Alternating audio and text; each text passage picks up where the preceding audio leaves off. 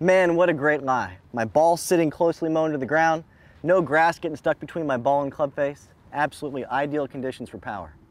And I bet a lot of you out there aren't so crazy about a tightly mown line like this. In fact, if you find your best ball striking days are at a lousy golf course with long grass where that ball sits up a little bit, I guarantee you're losing a lot of power in the mix. What I'm going to show you here are a couple tips to get more power with any club in your bag if you're striking that golf ball off the ground. Hybrid, fairway wood, iron, into the green, more power's coming your way. First thing you have to do is you got to understand that you need to have a mentality where you're not worried about getting the golf ball off the ground.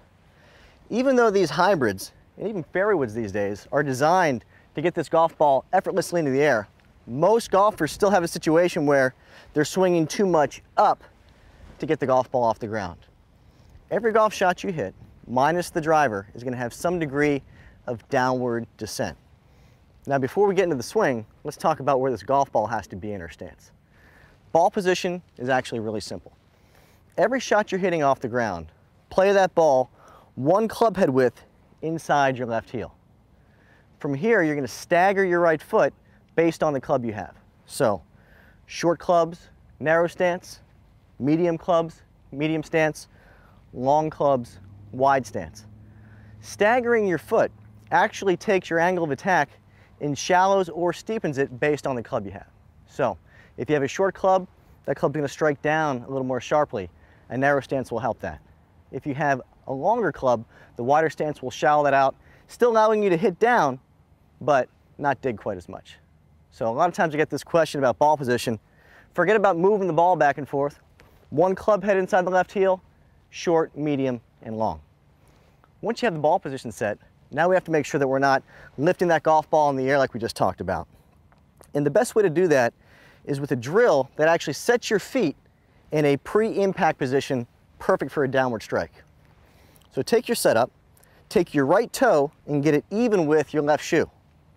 From here, lift your right heel up and let that back knee come in just a little bit. Right now I feel like there's very little weight on my back foot, a lot of weight on my front foot. We call this a preset impact drill. From here, make some swings, make sure that back foot feels light as you strike down just a little bit. This is the impact position we want to be in, trusting the loft of the club to send the ball up in the air. Walk in, left foot down, right toe up, set the foot, and hit a few shots to get the sensation, trusting the loft of the club. The second thing we often see is a player losing their posture, lifting their chest into the hit, again as a means to try and gain height. All good players are staying in their spine angle or actually getting a little bit shorter, chest going down, attacking. A great way to feel this is to make some practice swings, again starting from the left foot right toe drill, but go ahead and lift your chest up and hover that club head just a few inches above the turf. Make your backswing and then feel your chest attacking downward until that club head fits back into the ground. Now we have an attacking chest with an attacking foot position, again allowing the loft of the club to send the ball skyward. The final thing we have to do is we have to trust our divot and rehearse a proper divot as well. Again, you're looking for ball first, then turf contact with a slight downward angle of descent. So imagine your ball sitting on a line and try and get that club head to pinch the turf slightly ahead of that line. If you put all these three drills together, I guarantee you'll have good ball then turf contact, trust the loft, ball's going to fly right up towards the sky with very little effort. Left foot right toe, chest diving, divot forward. As it relates to the shorter irons, this is really important. Most golfers are adding loft to their golf club through impact, again, as a means of trying to gain height. Well, if you have a golf club that already has a ton of loft on it, this club's not going to go anywhere.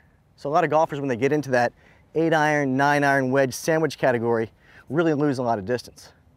Keep in mind, every great striker of the golf ball is actually de-lofting the club face, taking loft away through the hit. The leading edge digs and the loft actually strengthens. So in essence, when you're hitting shots, imagine turning your 8-iron into a 7-iron. Imagine turning your 9-iron into an 8-iron. By de-lofting the club, you'll use more than leading edge, create more compression on your golf ball, and get more distance out of those short clubs as well. So, in summary, number one, let's make sure that we trust the loft on these golf clubs. Number two, left foot, right toe, get these feet in an attack mentality. Learn how to keep that chest staying down through the hit.